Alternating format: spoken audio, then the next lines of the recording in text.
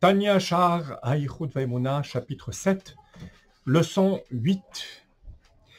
Rappelez-vous, Admorazaken a commencé à développer sa Shita, son explication des écrits du Harizal, tels qu'il les a reçus par le Baal Shem Tov et le Magid, à savoir que le Tzimtzum est Nokimshuto. Lorsque le Harizal dit qu'Akadosh Baruch Hu fait disparaître sa lumière, c'est seulement par rapport à nous. Mais dans l'absolu, Dieu est là. Et il ne fait pas que surveiller le monde de loin.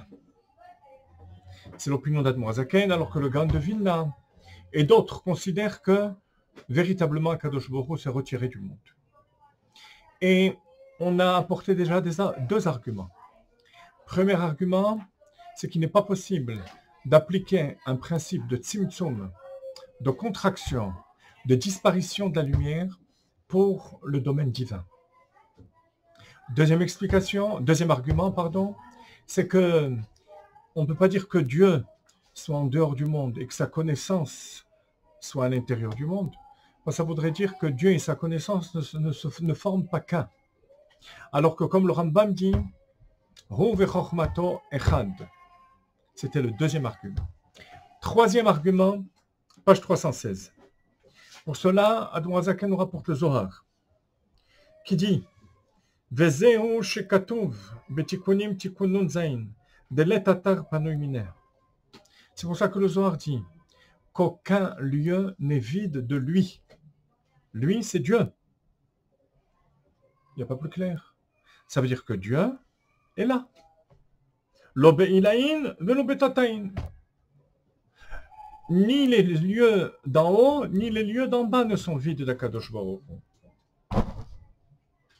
Alors, bien sûr, le Gaon de Vilna devrait expliquer l'etatar panouimine. Aucun lieu n'est vide de sa surveillance, de sa connaissance. Mais, a priori, ça ne correspond pas au mot miné, de lui, de Dieu. À savoir que Dieu est présent. On a là la troisième preuve. Quatrième preuve. Oberaya mehemna parashat Pinchas. Dans la partie de Zohar, qui se rapporte à parashat Pinchas, qu'on appelle Raya mehemna, il est dit, Ihu tafis bekola. Lui, Dieu, saisit toute chose. Saisir dans le sens de symbiose. Velet man de tafis be. Mais rien ne saisit Dieu.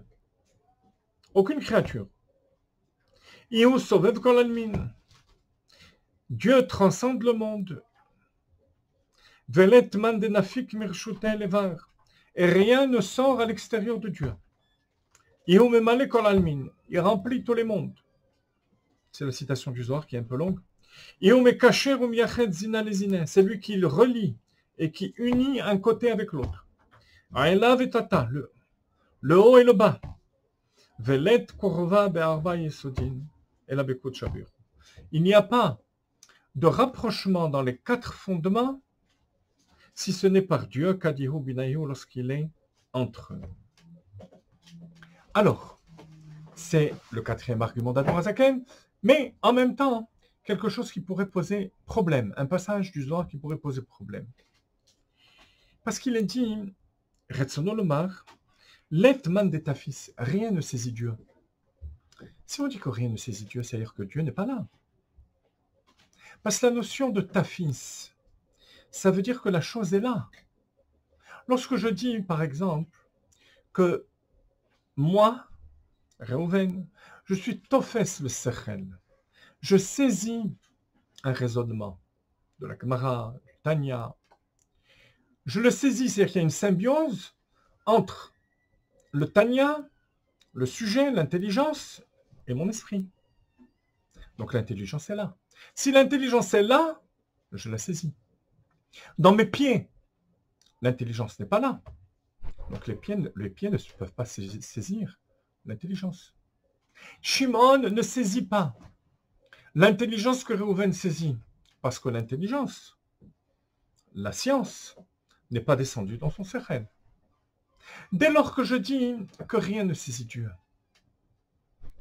ça pourrait être interprété selon l'opinion du Gaon de Vilna, que Dieu ne se trouve pas dans le monde. C'est pour ça qu'on n'arrive pas à le saisir. C'est pour ça qu'Admorazaken nous dit attention, erreur.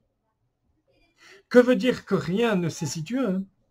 שאין מי שיתפוס בהשגת שכלו מכל שכלים העליונים במהותו ועצמותו של הקדוש ברוך הוא. Ça veut dire qu'aucune pensée ne peut le saisir,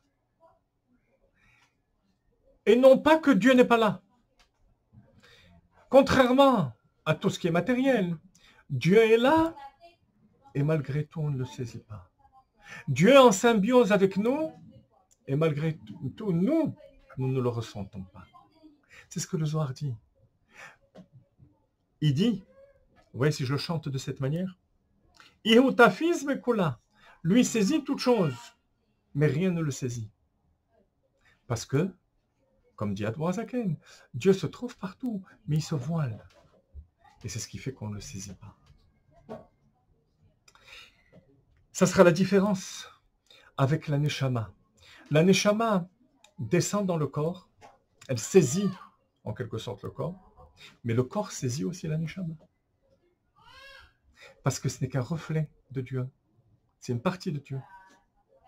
Au niveau de la Neshama est une avec Dieu, ben ça sera la même chose. Rien ne pourra saisir l'essence de la Neshama. כמו שכתוב בתיקונים סתימה דכל סתימין. ולית מחשבה תפיסה בך כלל, וגם בתחתונים.